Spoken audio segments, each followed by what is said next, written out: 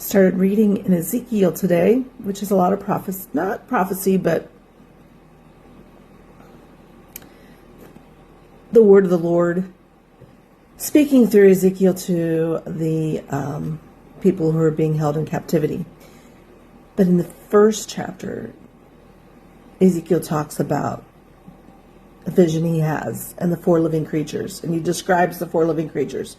I was fascinated. Kind of forgot about that, actually. Any rate, but in chapter 1, verse 20, the font is so small, you guys. Verse 24 is talking about the four creatures. When they went, I heard the noise of their wings like the noise of many waters, like the voice of the Almighty.